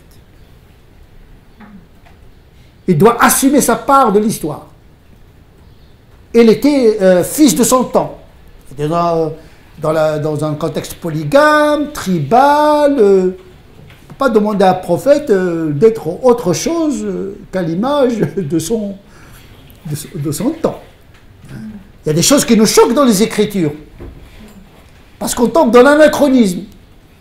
Les textes ne sont pas révélés aujourd'hui, ils sont révélés au Moyen-Âge, et donc il faut prendre cette distance historique dans l'approche Mais beaucoup de musulmans pensent que puisque l'histoire était comme ça, eh bien, puisque le Coran en parle, donc d'une certaine manière, il l'a canonisé. Et c'est ça l'erreur herméneutique fatale. Séparer l'historique de l'ontologique théologique, le permanent et le circonstanciel. Et donc il faut développer des outils d'herméneutique, d'interprétation, pour savoir les passages qui sont universels et les passages qui sont historiques et circonstanciels, pour ne pas imposer aux croyants une culture qui n'est plus la leur. Et donc il faut extraire, comme dit le Coran, istinbat, le Coran parle de l'extraction du sens coranique de la lettre. Ne pas s'arrêter à la lettre. Extraction. Qui demande un effort intellectuel considérable. Et donc l'islam est né avec la logique de l'État. Dès que le prophète s'est installé à Médine, de fait, il est devenu chef. Mais on a voulu, déjà à la Mecque, on lui a proposé d'être roi, à condition qu'il renonce à son message. On te mariera avec les plus belles filles, on te donnera l'argent pour que tu sois le plus riche d'entre nous, on te nommera roi de la Mecque, mais à condition que tu renonces à une partie de ton message. Il aurait pu dire oui et imposer sa religion, parce que généralement, les gens suivent la religion de leur roi. Mais il était honnête et il dit non, même si vous mettez le soleil à ma main droite et la lune à ma main gauche, je ne renoncerai jamais à ce que j'ai reçu comme révélation. Ce n'est pas de mon ressort. Et je ne suis qu'un transmetteur. Donc, il a refusé le titre de royauté, une fois à la Mecque, une deuxième fois à Médine, où il était chef. Il a dit, je ne suis pas roi, je suis un envoyé et un serviteur de Dieu. Justement pour ne pas tomber dans la confusion des rôles. Je suis prophète. Et si je suis chef d'État, c'est l'histoire qui a voulu comme ça. Jésus n'a pas pu être roi, mais oui, c'est l'histoire des prophètes. C'est le même message, mais dans des conditions différentes. Jésus n'avait pas les disciples, que celui qui sort l'épée périra par l'épée, il ne peut pas, il était minoritaire, il va être écrasé par l'armée romaine en 2 secondes, c'est de la folie. À quoi ça sert de faire sortir l'épée? Celui qui fait sortir l'épée périra par l'épée parce que... Mais le prophète n'a fait sortir l'épée qu'une fois, il avait une armée régulière, une fois qu'il a été attaqué par les Mécois. Là, on est entré dans l'histoire. C'est eux qui ont commencé l'hostilité. C'est eux, parce qu'une fois que le prophète est à Médine, il y a un territoire. Il peut signer, il ne peut pas déclarer la défense. Il a demandé à ses disciples, baissez vos bras et priez. Pendant 13 ans de persécution. Parce que les prophètes ont horreur des guerres civiles. La guerre civile, il n'y a pas de règles. Dans la guerre civile, il n'y a pas de règles. Dans les guerres, il y a des règles. Il y a un territoire, non, en principe, il y a un droit international des émissaires, on peut signer de la paix, etc., etc. Non, il y a un droit de guerre dans le droit canon catholique, dans le droit canon musulman, toujours il y a eu un droit de guerre. On ne fait pas la guerre n'importe comment. Il y a une violence, mais une violence qu'on dit violence légitime, pour parler d'un langage de Max Weber. Et donc, une fois à Médine, il a reçu l'ordre de se défendre. En vérité, c'est un djihad défensif, parce qu'ils ont été d'abord persécutés, il n'a pas voulu répondre parce qu'il n'avait pas les moyens et parce que ça aurait vraiment porté préjudice à son message et ça aurait déclenché une guerre civile. Mais une fois qu'il avait une armée régulière à Médine, un territoire, il était capable de signer la paix, eh bien, il a reçu l'autorisation de se défendre. Et contre qui? Contre les Mécois qui ont mobilisé toutes les tribus d'Arabie. Vous croyez que... Les Mécois l'ont suivi à Médine? Ah ben oui, mais c'est ça, c'est sa famille. C'est sa famille, c'est sa tribu.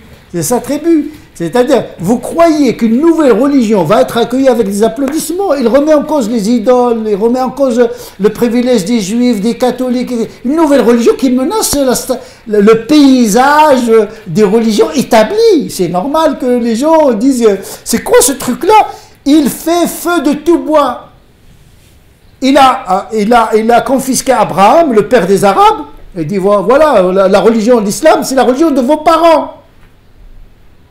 C'est la religion de votre père. Mais cette religion, c'est la religion de votre ancêtre, duquel vous vous revendiquez. Donc il a récupéré les polythéistes, parce que les polythéistes, ils étaient des abrahamiques. La Kaaba, pour eux, c'est la construction d'Abraham. La Mecque était organisée polythéiste.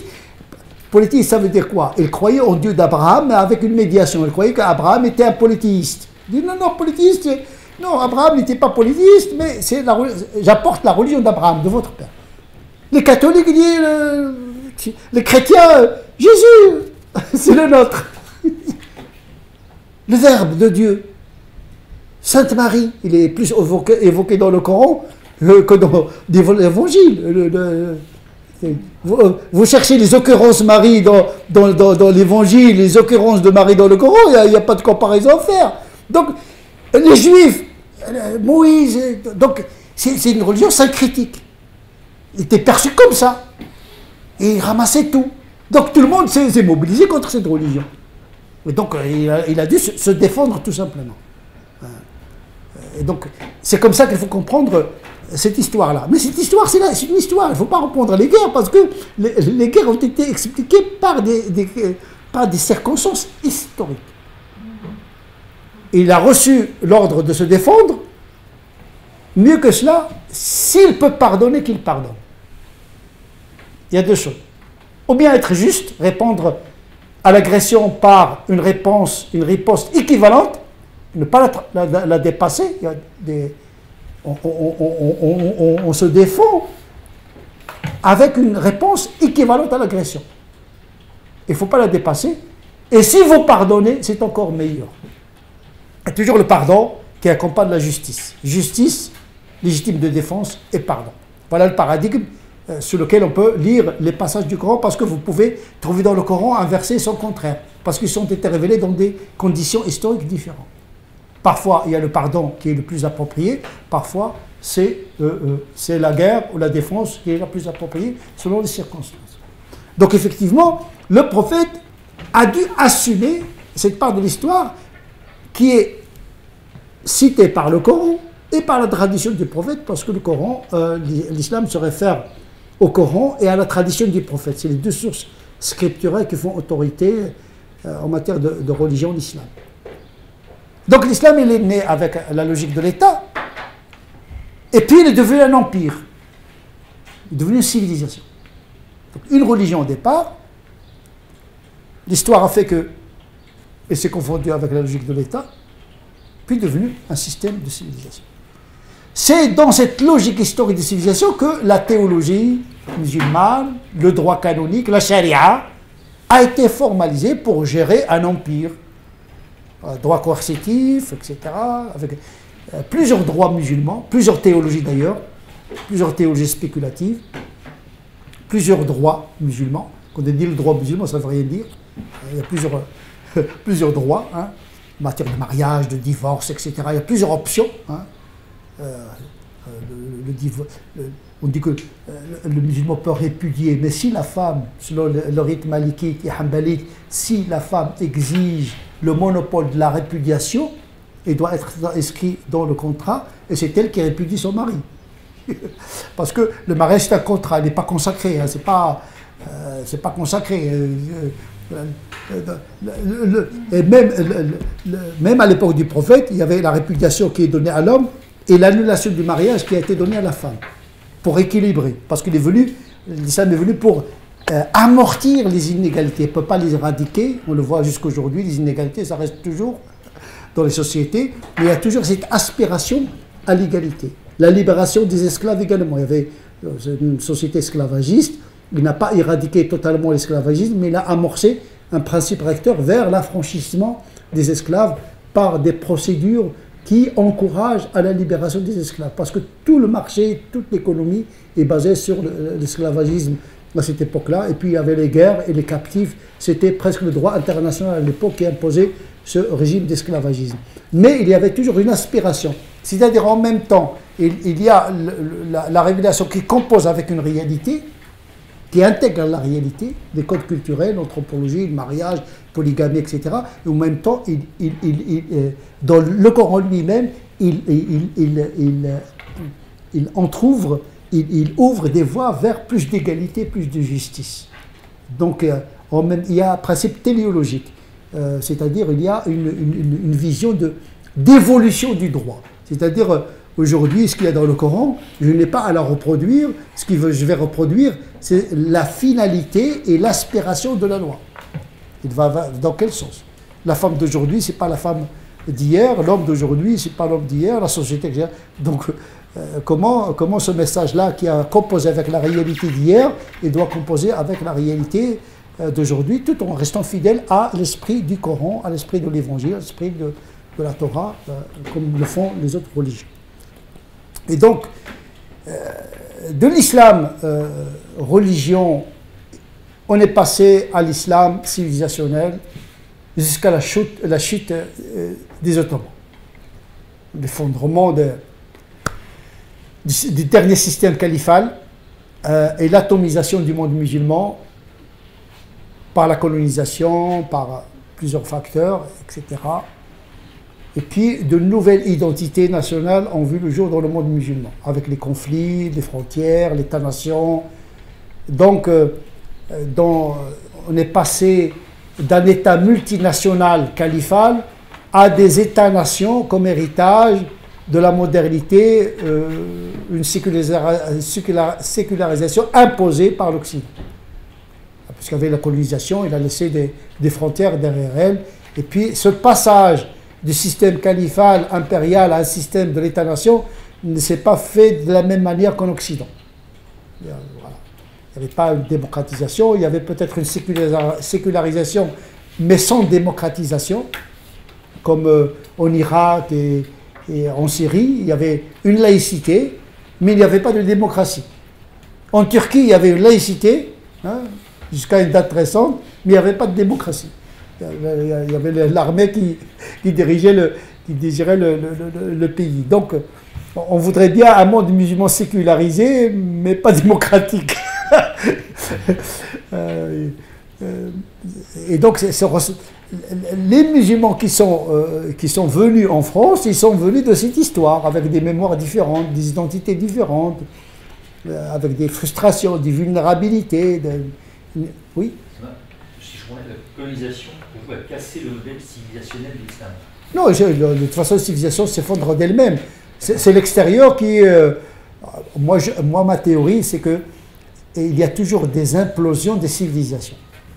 C'est pas forcément lié à la colonisation. Non, c'est un facteur, oui. Non, l'affaiblissement de la civilisation, il a été fait d'abord par les croisades. Ils ont affaibli le système civilisationnel, puis les Mongols, et puis il fut achevé par le colonialisme séculier. Ça, c'est les trois moments les plus destructeurs de ce système civilisationnel. Alors, je parle de la civilisation, je ne parle pas de la religion. La religion, elle échappe, c'est comme le mercure. Il ne connaît pas de frontières, etc. Je parle du système politico-califal civilisationnel. Oui, d'abord, les croisades, ils ont affaibli énormément les Abbassides, l'effondrement, et puis les Mongols, ils ont complètement... La civilisation musulmane a failli disparaître complètement après l'invasion des Mongols, et puis la colonisation séculière, des croisades séculières, laïques, pour des raisons plus économiques que religieuses. Donc effectivement, ce sont trois moments vraiment de grande violence que ce système politique a subi. Donc il y a une atomisation d'identité, parce que le musulman du Maroc, il peut traverser l'Algérie s'il a son passeport. Il n'y avait pas de passeport. Tout pays il circulait parce qu'il est chez lui.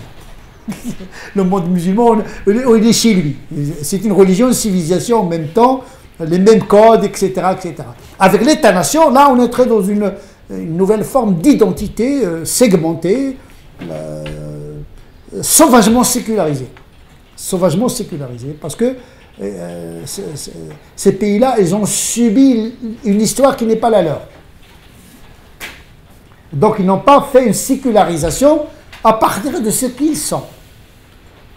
Comme les pays occidentaux, ils ont fait une sécularisation à partir de leur propre histoire. Personne n'a imposé la sécularisation de l'extérieur à l'Europe et à l'Occident.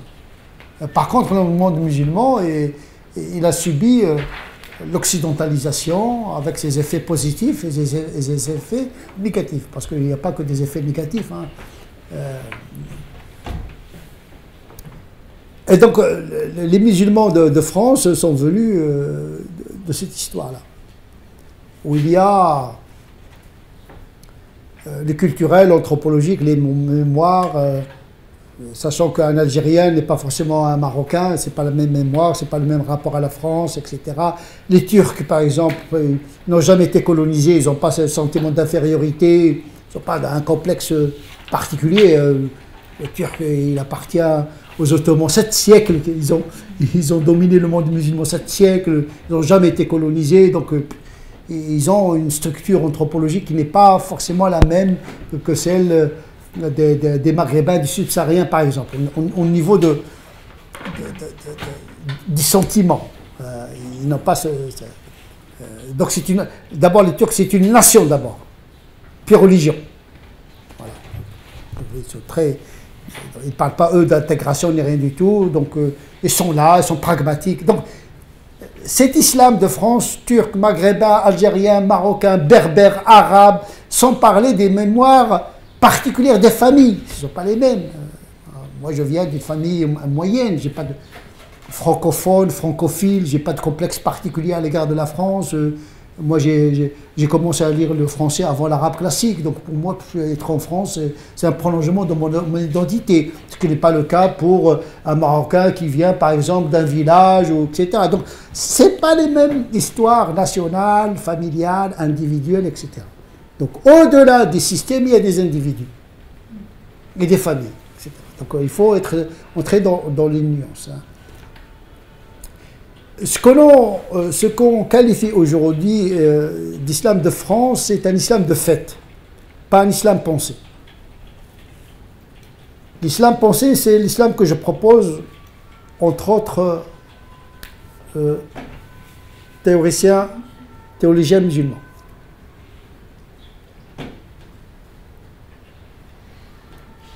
Je vous écoute. Non, c'était le mot fait, je disais, j'ai 2 orthographes, de fait. Pas le ramdam. Pas le ramdam. De fait. Voilà. Ah oui, il y a l'islam de fait. On danse du ventre et couscous merguez. Islam folklorique. Culturel. Pardon? C'est plus culturel. Oui. C'est plus culturel que culturel. Ah oui, mais ça c'est culturel, oui, bien sûr. Les cultures sont respectables à condition qu'ils ne confisquent pas la religion. C'est ça. Ou bien vous êtes maghrébin, mais vous dites je suis musulman. Écoutez, en tant que théologien, j'ai le droit de revisiter le concept. Musulman, c'est quoi musulman? C'est de ne pas manger le porc. C'est pas ça. Hein. Ça, c'est des marqueurs sociologiques, c'est plus une pratique sociologique que véritablement on ne sait pas pourquoi on ne mange pas, on prie pas. Ça veut dire une religion qui devient une simple culture. Et ça tue la religion. Bien sûr, la religion a besoin de culture, mais à condition que la religion ne devienne pas uniquement une simple culture. Comme Noël, comme des trucs, etc. Bon, il y a ce côté culturel, mais à condition qu'il n'absorbe pas le c'est pour cette raison que je dis que la sécularisation et désécularisation, ce sont 2 mouvements réversibles. Le culturel, il peut être sacralisé, il peut être introduit dans le sacré, et le sacré peut devenir une pratique cultuelle coupée du sens. Voilà, c'est ce que j'allais vous dire. Vous l'entendez, c'est que ce serait presque quelque chose de coutumier qu'on ne remet jamais en question. Parce qu'il a été transmis. Ah oui. Mais la culture est plus normative que le théologique, que le juridique, parce que on ne remet pas en cause ce qui fait notre identité. C'est la culture, la religion, ça se pense, la philosophie, ça se pense, mais la culture, ça se vit. Il n'y a pas quelqu'un qui va théoriser une culture. Manger le couscous, on va théoriser une culture. Non, il y a des gens, par exemple au Maroc, s'il n'y a pas ce qu'on appelle l'harira pour rompre le jeûne du mois de Ramadan, il ne fait pas le jeûne, parce qu'il l'associe. Pour lui, l'harira, la soupe du soir, est un rituel presque intégré dans le... Moi, je me souviens quand je suis venu ici vers les années 79, il y avait des étudiants comme moi, qui étaient plus ou moins pratiquants, quoique, qu'est-ce que ça veut dire à pratiquant, ils ne jeûnaient pas. Je dis, pourquoi vous ne jeûnez pas? Dieu du Maroc, c'est Dieu en France, c'est le même. La pratique. Il dit, non, il n'y a pas le harira, il n'y a pas la soupe du soir. Parce que pour lui, le jeûne est lié à cette ambiance familiale, autour du repas, etc. Donc, pour lui, le jeûne, s'il n'aboutit pas à ce moment de convivialité, à cette consommation, etc., on dit, mais quel jeûne, bon sang de bonsoir. Et donc voilà, ne pas manger le poisson, il y a des gens qui ne mangent pas le vendredi, mais peut-être ils ne savent même pas pourquoi ils ne mangent pas le poisson, etc. Donc, le sens disparaît. C'est pourquoi la sécularisation et la laïcité est très importante pour la religion, parce qu'on se réapproprie le sens. La laïcité, ça, on peut conscientiser. Parce que la religion n'est plus dominante, n'est plus elle qui s'impose, et on l'arrache, on se l'approprie.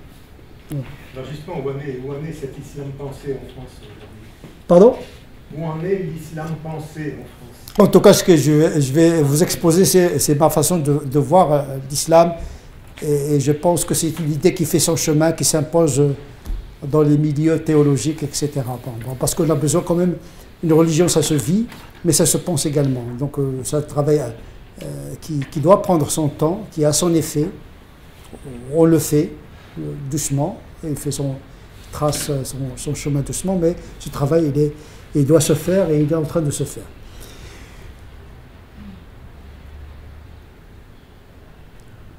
Que dire de l'islam aujourd'hui, ici, maintenant?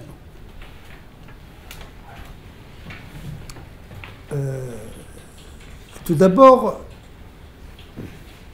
ce serait bizarre de commencer par une approche écologique et de dire qu'on doit s'inspirer des animaux lorsqu'ils entrent dans un milieu, un environnement écologique qu'ils ne maîtrisent pas. Qu'est-ce qu'ils font? Ils minimisent les mouvements, ils ne s'étalent pas. Parce que, comme vous ne connaissez pas, vous entrez dans un milieu où vous ne le maîtrisez pas. Vous devez marquer un moment d'attente, de contraction, de ne pas s'étaler parce que vous allez vous exposer. Parce que vous ne connaissez pas le milieu. Donc de l'éthologie à l'ethnologie, à la sociologie, il n'y a qu'un pas. Parce que je pense que pour étudier l'homme, il faut passer par l'animal. C'est une tradition musulmane qui date depuis le 9e siècle. Tous les théologiens, pour connaître Dieu, il faut passer par l'homme, et pour connaître l'homme, il faut passer par l'animal. Donc l'animal fait partie, la nature fait partie de la théologie musulmane. Le comportement de l'animal et la symbiose, l'entrée dans symbiose avec son milieu, est un comportement d'intelligence animale. Parce que l'animal n'est pas bête. Son intelligence, c'est son instinct. Et l'instinct, c'est une intelligence qui ne dit pas son nom et qui n'a pas de langage audible, intelligible à nos autres humains. Ça arrive. Et donc, les musulmans, quand ils sont venus en France, ils ont débarqué. Depuis les années 90, je n'ai cessé de dire aux musulmans, vous savez, vous allez débarquer dans le paquebot France. Il y avait avant vous les catholiques, les protestants, les juifs, les agnostiques, les italiens, etc. Le paquebot est plein. Donc vous allez faire le tri dans vos bagages. Ça n'est pas ça va vous donner. C'est douloureux quand on veut voyager, qu'est-ce qu'on ne doit pas s'encombrer, surtout pour celui qui veut traverser le désert, il doit vraiment faire le tri qui est le plus essentiel pour lui. Et donc cet islam est venu avec beaucoup de bagages. Donc il faut faire le tri. Pas se traiter avec le couscoussier, avec le hijab, avec beaucoup de choses. À un moment donné, il faut faire le tri. Sinon, non seulement vous allez déstabiliser une société, mais vous allez en subir les conséquences. Donc je dirais que c'est le bon sens, hein, vous savez, la sagesse du bédouin. Une sagesse qu'on a perdue. Ces codes d'intelligence avec le réel. Les gens viennent, on débarque en France comme si la France n'a pas d'histoire. Oui, égalité, liberté, etc. Mais il n'y a pas que ça en France. Il y a des gens qui sont là, qui ont une histoire, etc. Il faut dire qu'on s'est trompé quand on a voulu adapter l'islam uniquement aux valeurs de la République, au droit français. On a méprisé la réalité complexe de la France et ses paradoxes.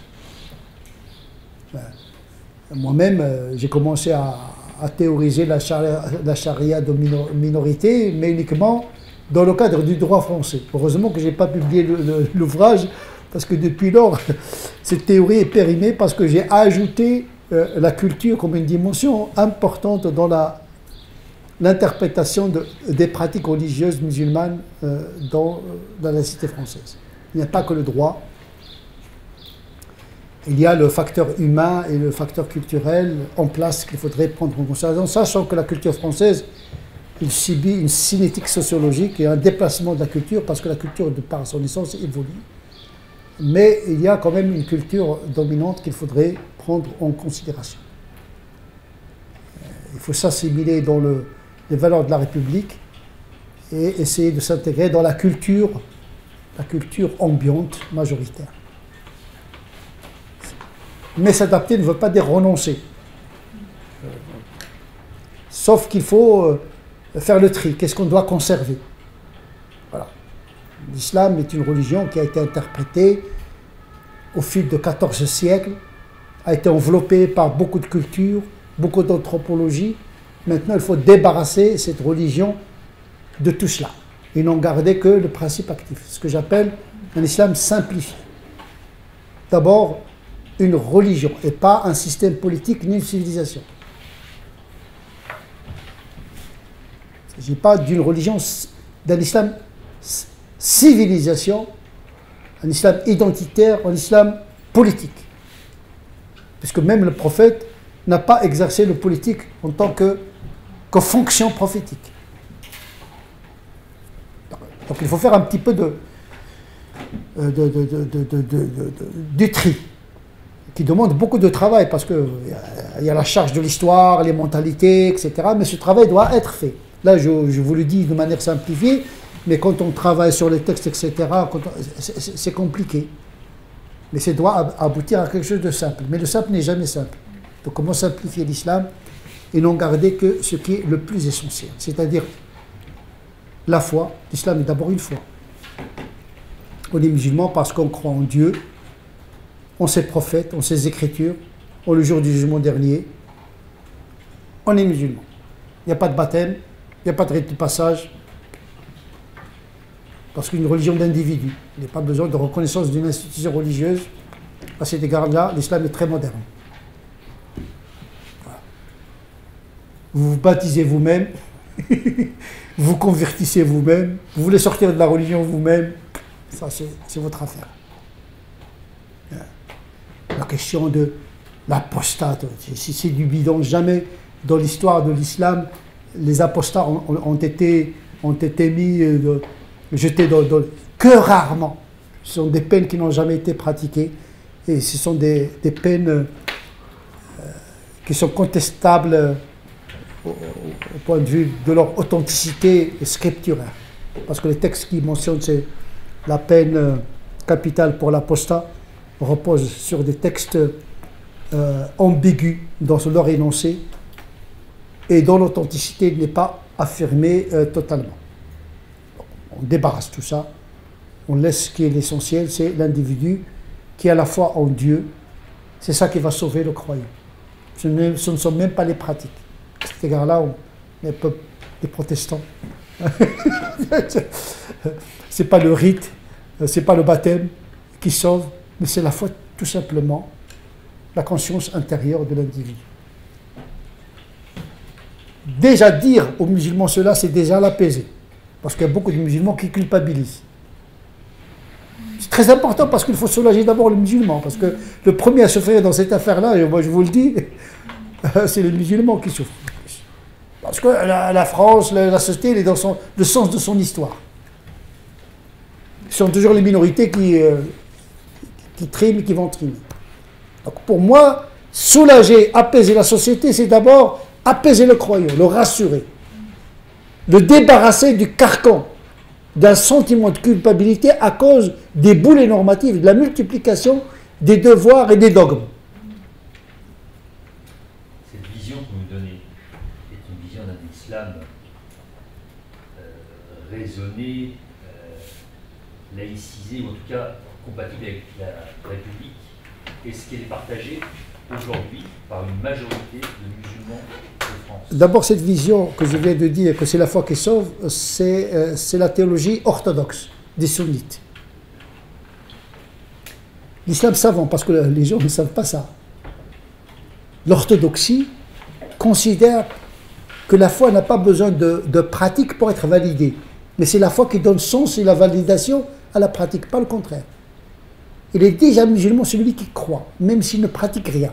Bien sûr, s'il ne pratique pas le culte, mais la charité c'est une pratique, la bonté c'est une pratique, la générosité c'est une pratique, parce qu'on oublie que l'islam n'est pas uniquement ne pas manger le porc, ne pas boire le vin, mais non, ça c'est, le jeune insiste sur ça parce que des marqueurs de visibilité, de rupture par rapport à la société, parce qu'ils ont besoin de contester un ordre établi.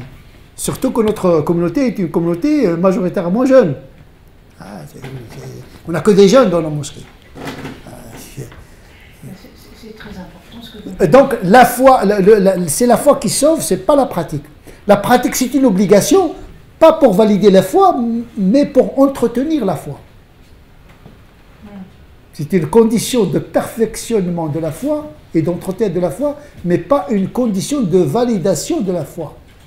Parce que la foi, c'est la pratique de l'esprit, et la pratique de l'esprit, c'est la pratique la plus importante. Le propre de la foi, c'est d'adhérer à quelque chose avec libre consentement. Là, il y a un point de contrainte en matière de religion, et le Coran dit au prophète, et c'est à toi de contraindre les gens pour devenir des musulmans. Tu n'as qu'une seule tâche, c'est de transmettre. Ma'ala rasul ila al-bala. Donc il transmet. Il transmet tout simplement. Il y a la transmission qui est sa fonction, mais il y a l'histoire également qui a fait qu'il est devenu chef d'État, etc., etc. Ça, c'est le côté historique et pas le côté théologique et apostolique du prophète. Donc, effectivement, il y a la foi qui est la première pratique de l'islam et la plus importante, parce que c'est la pratique du cœur. Puis vient le culte. Il y a une foi et une pratique. La foi, elle a fait l'objet de la théologie.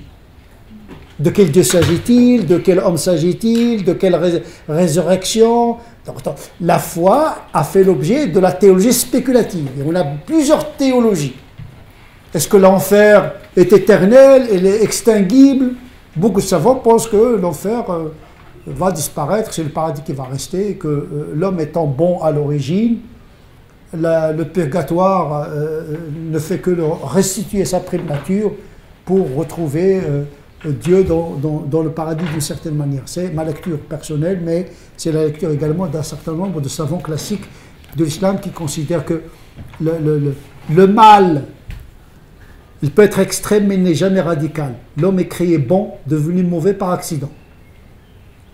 La chute est venue après, mais on ne peut pas réduire Adam à la chute, parce qu'il était bon, la chute était accidentelle. Il y a une théologie de la chute,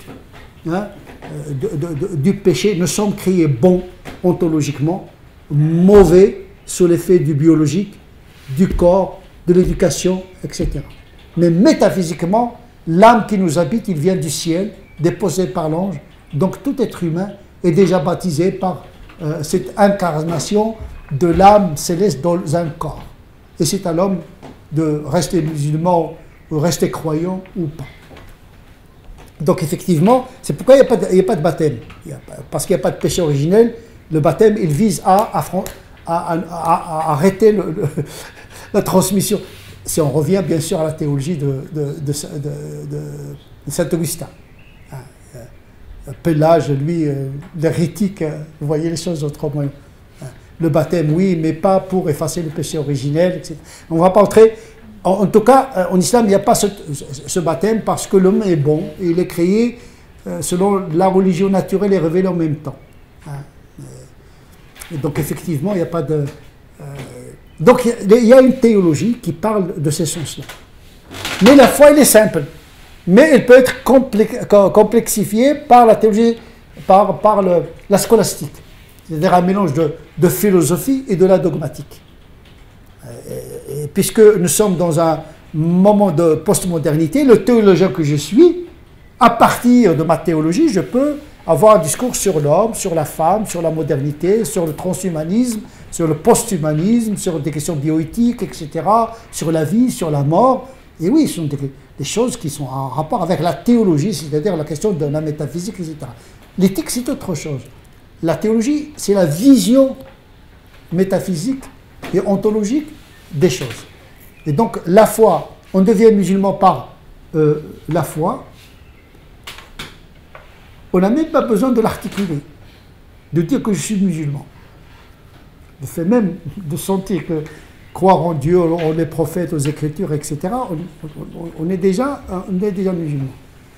Il vient le côté de la visibilité de la foi. Elle commence par le culte, et la première obligation, c'est d'articuler l'unicité de Dieu et la prophétie de Mahomet. Ce qu'on appelle le double témoignage. Shahadatayn. Sa prononciation, c'est une pratique. Il ne valide pas la foi, mais il exprime la foi. Donc la première pratique, c'est d'énoncer que Dieu est unique, que Mahomet est son prophète. En reconnaissant bien sûr tous les prophètes des anciennes écritures. Puis les cinq prières quotidiennes, la zakat, le moine légal, obligatoire, le jeûne du mois de Ramadan et le pèlerinage, ce qu'on appelle les 5 piliers de l'islam. Il y a les 6 piliers de la foi, unicité de Dieu, croire aux anges, aux Écritures, croire que Dieu a révélé des Écritures, la Torah, l'Évangile et le Coran et les psaumes, le Zabur, croire en tous les prophètes,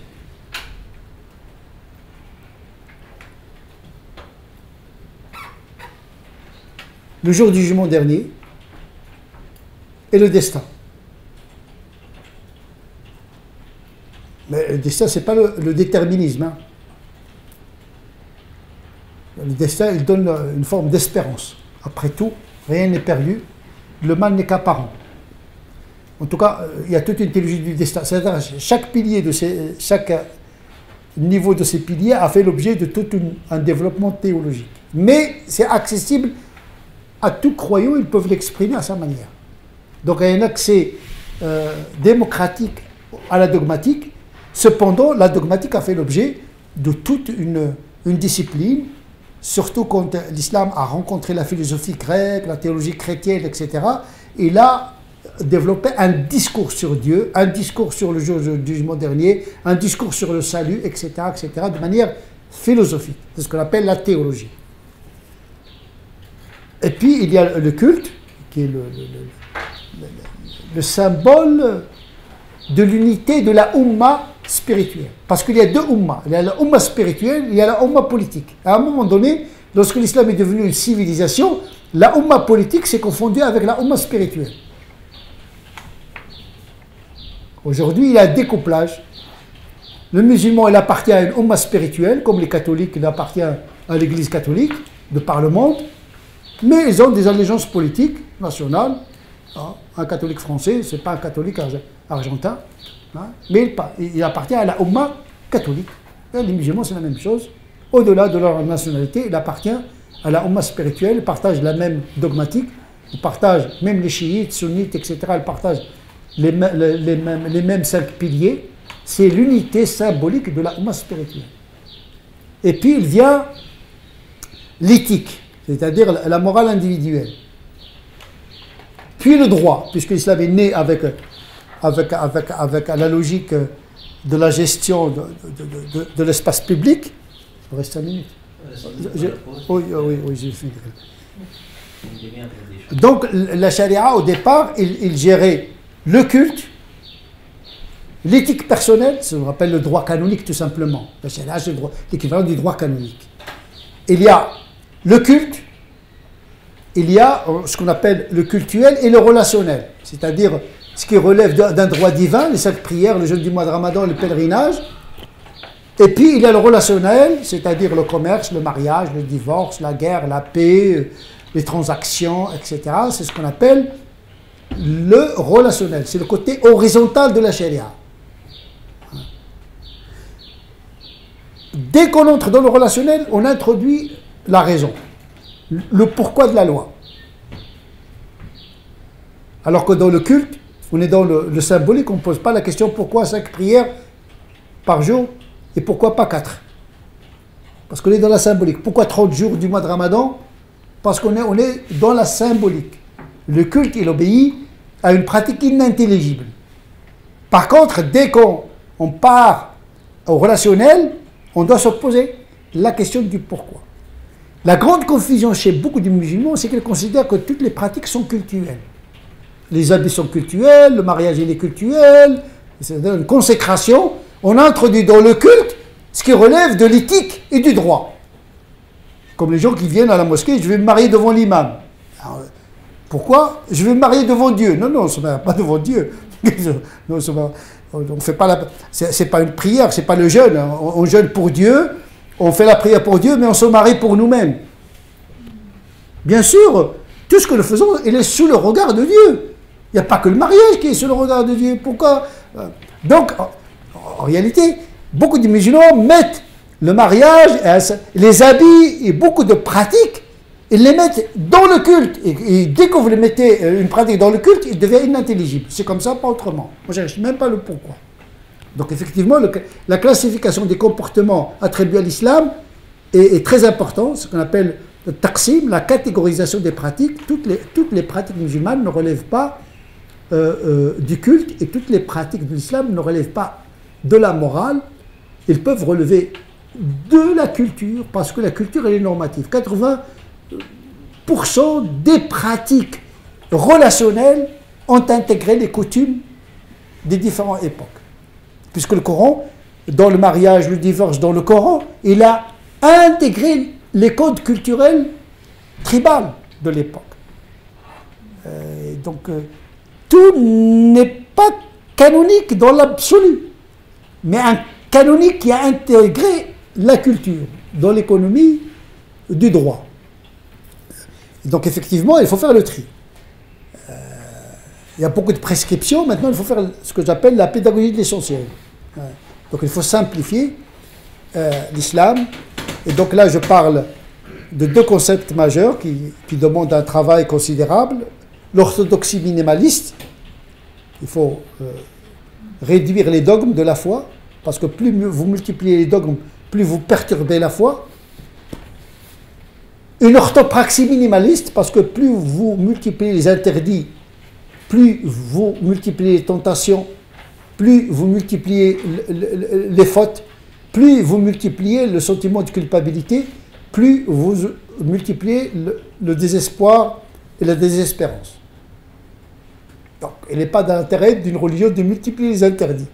D'ailleurs, le Coran, il dissuade les musulmans de l'époque du prophète de poser des questions sur les interdits. Ne posez pas de questions. Vous savez le bien, vous savez le mal, respectez déjà ce que vous savez. Donc le législateur, c'est-à-dire Dieu le prophète, dissuadait les compagnons, les disciples de poser les questions sur les interdits. Parce que Dieu ne cherche pas à être désobéi. C'est pas un Dieu sadique. Il cherche à être désobéi en multipliant les interdits. C'est comme qu'il trouve la joie dans la désobéissance de l'épreuve. Ah ben, quelle vision de Dieu. Donc la loi il doit être le fruit d'une interprétation du législateur. C'est pourquoi les principologues, les fondamentalistes, dans le sens épistémologique du terme, c'est-à-dire ceux qui s'occupent des fondements du droit canon, avant même de formuler les règles d'interprétation de la loi et de la fabrique de la loi, ils ont déjà un discours sur le législateur qui est Dieu. La miséricorde, la justice, la sagesse, tous ces aspects des attributs de Dieu doivent se manifester dans la loi. Sinon, la loi trahirait le législateur. Donc, le juridique, le canonique, il est lié au théologique. C'est de quel Dieu s'agit-il? Est-ce que Dieu a fait l'homme pour la loi ou bien il a fait la loi pour l'homme, comme disait l'Évangile? Donc Dieu, il a fait la prière, il a fait la justice, la bonté, etc. pour l'homme. Mais il a fait l'homme pour lui, pour Dieu. C'est pas la même chose. Sinon, on va tomber dans la nomolatrie, l'adoration de la loi. Ben voilà, c'est la loi pour la loi. Donc voilà, c'est la ritualisation de la religion. Donc effectivement, il faut une contraction de la charia pour une visibilité minimaliste, discrète, hein, pour pouvoir permettre aux musulmans de vivre discrètement avec sa foi, parce que plus il est exposé dans sa visibilité à la société, plus il est aliéné. Il devient artificiel dans son rapport à Dieu, sachant que toute pratique discrète est une pratique très proche de Dieu. Et toute pratique publique succombe à la tentation de l'ostentation. Et donc, moi, je défends un islam authentique, discret. Discret, ça ne veut pas dire invisible. Un islam de pudeur, une forme de pudeur, d'altérité, de laisser place également à l'autre, surtout quand on est dans une société majoritairement non musulmane, et même dans une société musulmane, on n'a pas à se prévaloir de sa religiosité par rapport aux autres musulmans qu'on estime moins pratiquants, sachant que c'est Dieu qui va juger les gens qui est le mieux pratiquant, parce qu'on peut être très pratiquant et mal pratiquant. Voilà, c'est de la qualité dont il s'agit. La qualité, justement, il faut chercher la concentration, et la concentration se fait dans la discrétion, et donc il faut développer une mystique également, une pratique, une charia intérieure, de pratique de l'esprit, parce que c'est ça qui sauve le croyant, c'est son rapport intérieur qui le sauve, c'est pas l'étalage de sa religiosité. Donc il faut revoir tout ça, hein. Un islam simplifié, hein, fidèle à la foi, mais également en phase avec son époque, sans entrer dans les détails, pour permettre aux musulmans de construire son destin sans être freiné par des prescriptions religieuses qui peuvent porter atteinte à son essor économique et social, ce qui pourrait se répercuter négativement sur sa foi. Parce que la matérialité de la vie fait partie de la foi. Quand on est dans la misère, dans l'angoisse, etc., ça perturbe la foi. Donc il faut que les pratiques n'handicapent pas le musulman, parce que ça pourrait se renverser négativement sur sa foi. Donc la foi, c'est une question de dosage. Les pratiques, c'est une question de dosage pour pouvoir préserver la foi, parce que c'est la foi qui est la plus importante. Je vous remercie.